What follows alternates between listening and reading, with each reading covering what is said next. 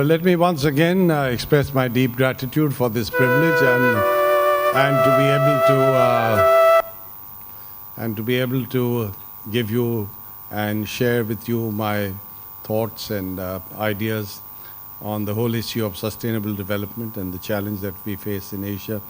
And it's a particular privilege to do this in the presence of the Honorable Chief Minister and such a distinguished group of leaders. Thank you very much.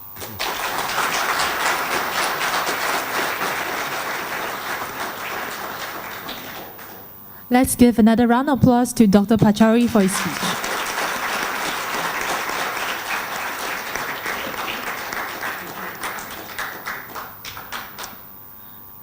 It's time for the Q&A session now.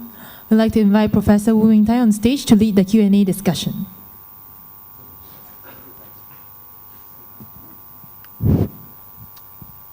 I'd like to share with you the knowledge that Professor Pachauri is not the only distinguished guest from outside Penang with us today. I happen to know that we have at least 2 distinguished guests from outside Penang. The first is Datuk Seri Mashkuri Yaakob, the Vice Chancellor of University Tenaga. Welcome, sir. Professor Pachauri is here in Penang not only to deliver a lecture that is under the patronage of the Governor of Penang, he's also here to receive a PhD from the University of Tenaga, of which the Governor of Penang is the Chancellor.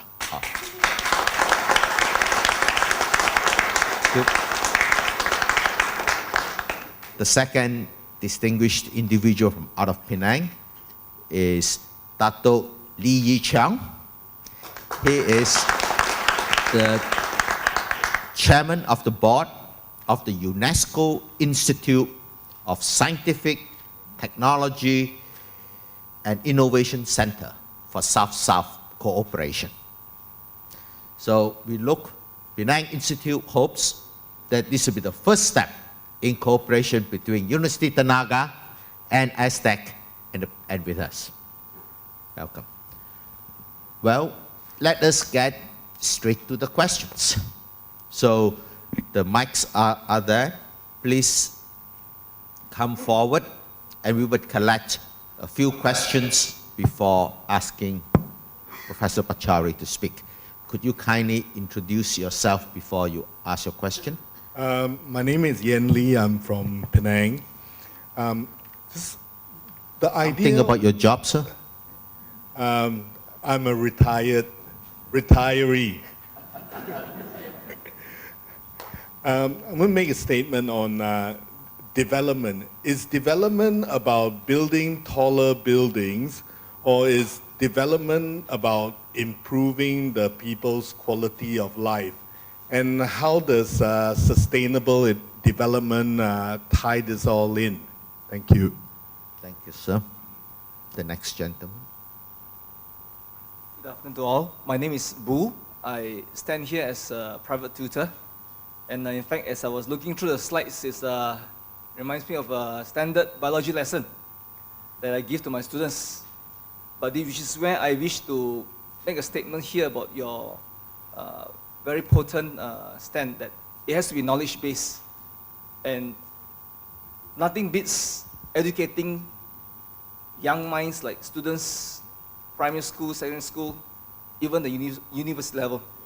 Because I stand here as a local graduate from University Kebangsaan Malaysia in the 1980s. I graduated in the early 90s. And I'm sad to say I never had any realization of environmental issues throughout my secondary school years in the 80s until I was in first year UKM. Fantastic. It was then I realized that because we were forced to do environmental papers, 2 particular papers on environmental subjects, and wow, we didn't realize there were ongoing issues that we had to be concerned of. So my question would be this to Dr. Pachauri. In your days in North Carolina, in La Martiniere, Lucknow, and your places where you attend as a visiting professor, how have you viewed such undergrads that you come into contact in their nationalities where they are from, and how widespread were environmental awareness among students then and now? Thank you. Thank you. We'll just set these two questions. Well, let me say it's always good to be sitting in a Q&A session with somebody else with you, because if there are difficult questions, then I can turn and say, can you answer this? So thank you for this protection that you're giving me. Now, these are two very, very good questions, and I would respond to the first one by saying, clearly, the whole purpose of human development is to improve the quality of life. Amartya Sen, if I could paraphrase what his thinking is on issues of development, essentially says that development is all about being given choices. Now, if unfortunately we live, whether it's in tall buildings or small huts out in rural areas, we deny ourselves choices by which we might be able to do different things, might be able to experience those things that fulfill our aspirations, then I would say that there's something wrong with development if we are denied those choices. So I believe that we need to create options by which people are able to use their instincts to do the kinds of things that gives them happiness. And here let me quote another friend of mine who is a professor, Paul Bloom. He's a professor of psychology at Yale University. He has done a lot of research on what constitutes satisfaction and happiness for human beings. And his conclusion is that one particular aspect that human beings uniformly get a lot of happiness from is being close to nature. And this is precisely why when somebody is developing an apartment complex, they'll tell you it's facing a forest, or it's facing the sea, or it's on a beach, or whatever. That's because, according to Paul Bloom, our ancestors for tens of thousands of years were running around in the savannas in different parts of the world, in Africa, for instance. And therefore, by very nature, our minds are really happy when we are close to nature. So I would say that to answer your question, sir, it's really the quality of life which matters. And I think that's where human beings have to be part of decision making and not be victims of vested interests in getting confined choices. But I'd love to have a discussion on that further. The issue of knowledge and young minds, I think that's absolutely crucial. Yes, I think when we were children, we really didn't get education on environmental issues. I fortunately was born in a beautiful place up in the mountains, and I therefore had access to beauty, and that left a very lasting impression on my mind and my very being. But we didn't have formal education on the environment. And therefore, I think now you find children getting deeply aware of where we are going and the impacts of what we are doing. And that, to my mind, represents a great deal of promise. Now, I got into environmental issues largely because I had somewhere deep in the depths of my soul an appreciation for nature. But I started researching on energy policy. I started as an engineer, went into economics and focused on energy policy.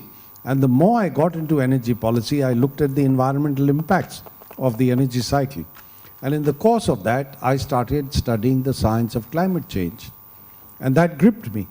In fact, I'll tell you, way back in 1988, I was president of the International Association for Energy Economics, which had the chief economists of Exxon Mobil, of Shell, of BP, all the major companies, and of course a number of academics, about 3,000 people worldwide who were members of this particular association, professional association.